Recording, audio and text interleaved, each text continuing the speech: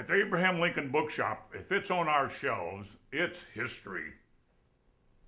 Welcome to Virtual Book Signing. My name is Bjorn Skaptison, and we are here at the Abraham Lincoln Bookshop, as we always are when we bring you Virtual Book Signing. Thank you for tuning in today or getting online and watching us here today. We happen to be right now in what I think of as a golden era of writing about Civil War medicine. There are terrific books about the topic of Civil War medicine, looking at it from a number of different points of view out right now. And we've recently had a fine program about Civil War medicine with Shauna Devine and Dr. Gordon Dahman. And we have another one for you today, which includes in part the topic of Civil War medicine. Let's take a look at a few of the books that have come out recently that are so valuable in that field.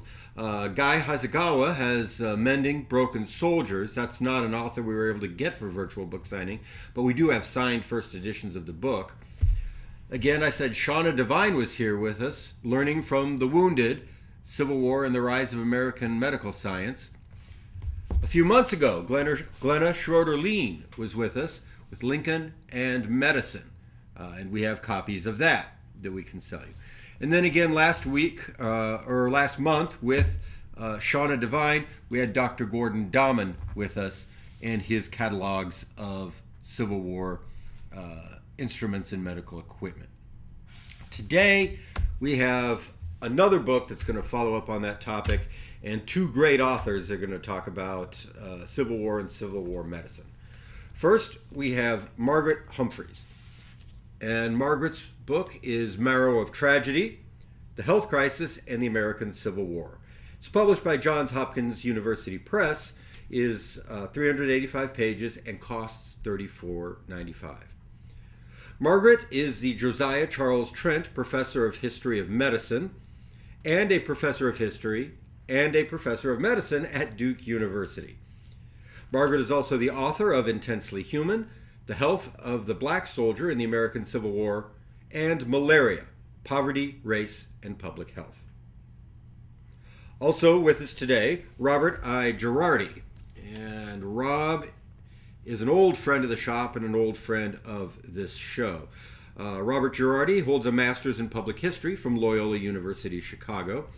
He is the past president of the Civil War Roundtable. He is the recipient of the prestigious Nevins Freeman Award. That was 2010. He got that from the Civil War Roundtable here in Chicago. And Rob is the author or the editor of many, many books, too many to talk about them all here in this show. But today he has brought us The Civil War Generals, Comrades, Peers, Rivals, in their own words. It's a Zenith Press publication, 304 pages, and costs $28. So again, thank you, and thank you to our authors for coming here today, and let's get the conversation started. Granny Lee, no, his very name might be Audacity, or Longstreet telling the co-Confederate commanders that that man Grant will fight us every day and every hour till the end of the war. So they were able to make these judgments and references about each other. Halleck sends a dispatch to Washington after Fort Donelson. Grant has resumed his former bad habits. Well, everybody knew what that meant. He didn't have to the say battle it. again. So those are the kind of things that made this not only. It wasn't really a fraternity. If anything, it were in some cases a group of backstabbers waiting for an opportunity. Mm-hmm. And you can't really fault them. They're human beings, and that's what makes them fascinating. Now, do you find identifiable cliques? Can you say who's the McClellan clique? Yes, you can. Yes, you can. You can find the pros and the antis. Grant's clique, a very small circle. Woe to those that weren't in it. McClellan, you either loved him or hated him. Somebody like Phil Kearny, if you read about McClellan from him, pro-McClellan people would give. So yes, there are small circles. Sometimes, though, it morphs into something else. Mm-hmm. You get generals whose opinion of the same person will change with time, and you have some that are just rigidly entrenched in what they're looking at. Okay. Can I have a question? Yeah, go ahead. So Lincoln hadn't been in the Army before the war. So did Lincoln not know all these things that maybe Davis knew about his generals? Very true. Some of the men that Lincoln knew, and he did his little time in the Black Hawk War, where he sorry. jokes the most blood he ever saw was from mosquitoes. But Lincoln did not have that. What he did have was the measure of the political side of it that Right. Davis woefully lacked, even though he was a senator. Lincoln picked some astute political generals, but Lincoln had to learn about these military men on the job, and that's why the Union High Command was problematic in the first 2 years of the war. Lincoln had to learn. And on the other hand, a little knowledge is a dangerous thing. And Jeff Davis's knowledge of some of the people that he leaned heavily upon was woefully misplaced in a couple of prime instances. So it's a double-edged sword. Yeah. Margaret,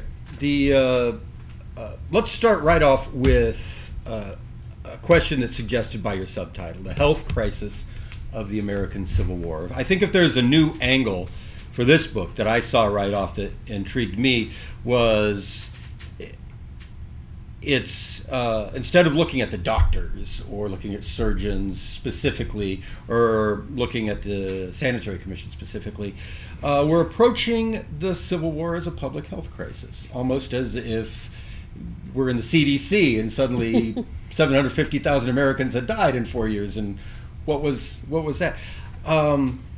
So I think that's a wonderful approach. But so could you just summarize how is the Civil War a public health issue, and did they recognize it in those terms? Were they able to get their minds around a public health crisis? Well, I think part of the reason I say that is that if you write a history of the war, you tend to talk about how many soldiers died. And there's been a recent recalibration trying to figure out how many of the men who got sent home on furlough died when they got home. So they ought to be counted as casualties of the war, even though they were home on furlough at the time. But if you step back and say what's happening in the United States and the Confederate States when they were separate, how many people died who wouldn't have died because of the war? Public health people talk about excess deaths. And then you start to count the people who get sick because of the epidemics the war fueled. I mean, smallpox, for example, comes to the South, when smallpox was not a health problem in the South before the war because it doesn't have so many cities and the population spread out.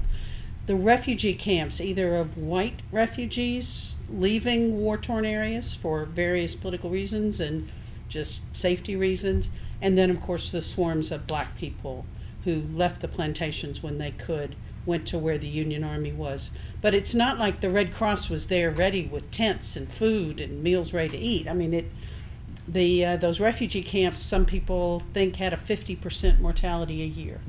So if you start seeing all those people as people who died or who got very sick in the public health crisis of the war, then you're looking at a different kind of picture. And there are people who work on public health crises. For example, it may seem more familiar if you think about Rwanda or some of the rebel groups in Africa, where this group is fighting this group and a whole bunch of civilians are trying to get out of the way and are dying in camps because nobody can get aid to them because the rebel groups aren't letting them.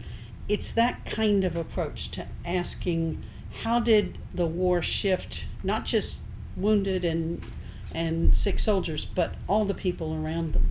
Okay. Well, one of the things that we've seen in previous writing on Civil War medicine is evolution and creations, new creations that happened during the war. But one of the things I think that we definitely see in the North and that you talk about is the evolution of systems of response to the health crisis. What were some of and were these groundbreaking? What were some of the Union responses to the crisis, and were these groundbreaking systematic responses? Okay. Yes. It's like a chat. Yes, next question. Well, certainly one thing you'd want to talk about are hospitals. Hospitals before the war, there were hospitals in cities. They were for poor people, maybe travelers, but anybody with any money at all never went to a hospital. Hospitals were not, as they are today, a place to go for advanced medical care. They were jumped up almshouses. I mean, there's horrible pictures of rats in the hospitals and whatnot. But the Civil War medical establishment, first it had to be created, and that took a huge administration building action on North and South. And then they had to start building hospitals, in part because the men are sick here and their home is there. You know, their home is in Illinois and they're in Virginia. They've got to be taken care of in Virginia. And also because the Army didn't want to send sick people home because they might not come back, which one of the things that strikes me from reading a lot of Civil War letters is the guys just don't sound like they're desperate to go back to war after they get out of it. Sorry if that's heretical. But so creating hospitals, learning how to build hospitals, systems to get them into hospitals. The North had the Letterman ambulance system and so forth to get them there, the trains, the boats, the just whole system of transport. Is one of the things, and nursing corps. But I'll stop there and let you want to show a picture. I do want to show a picture, but I also want to follow up that question because it's gonna relate to this. With the creation of these systems, these are new systems to the generals. The generals whose jobs are out there to fight the war. Did people like Letterman and the Surgeon General get pushback, get conflict from field generals that wanted their soldiers back? Well, that often happened. I mean, in the peninsula, for example, in the spring of 1862, the various groups were trying to get in there and get the men off. Get them off the peninsula, up to hospitals in Baltimore, D.C., any place you can get to by water. But the generals don't want them to go. I mean, if you take my men away, they're not going to come back. I mean, maybe they would, maybe they wouldn't. But that was a genuine fear. Let's take care of them here, and then they'll come back to their regiments quicker. So, well, there's one of the men. Let's take a look at one of the men who is worried about that kind of thing, and it's a carte de visite we're going to look at right now of General Henry Wager Halleck, who came on the scene in the East during the Peninsula Campaign. So one of those men who was concerned about soldiers leaving the peninsula and maybe not going back. But also, I'm going to direct the question about Halleck to you, Rob, because one of the last things you said, you were talking about, was how did Lincoln and Davis get the measure of their generals? And sometimes Davis was famous for not getting a very good measure of his generals. Lincoln needed to have advice. And at one point, starting in the summer of '62, the advisor, the little bird in his ear, is Henry Wager Halleck. What do we know about him, and where does he fit into this clique of Civil War generals? Halleck's nickname in the old Army was Old Brains, because he had really transcribed some French military books into English, and he was probably wrongfully regarded that he had a higher level of knowledge than the average soldier would. But Halleck had a sort of a woe-begotten past. He had some scandals in California between the Mexican War and the Civil War, and the people that knew him didn't really like him. There's a couple of great comments by people. Number one, in the field, he's described as being a mistake in the field, on a horse riding the lines. He's a laughing stock, he and his staff, for some of the soldiers, according to, I believe it's David Stanley who wrote that. And then Lincoln brings him to Washington. Finally, he doesn't have to take the train to go find the retired Ethan Allen Hitchcock or Winfield Scott, whom he replaced with McClellan, and he can have somebody, within walking distance to get opinions from. But Halleck refuses, because of his legal background. He's somewhat reluctant to give a definitive response. He's always going to be worried more about covering his own behind than what the Army's going to accomplish, and so he will always give you the authority to do something if you think it's the right thing to do.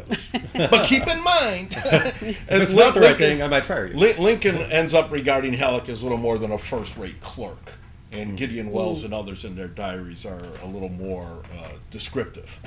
Okay.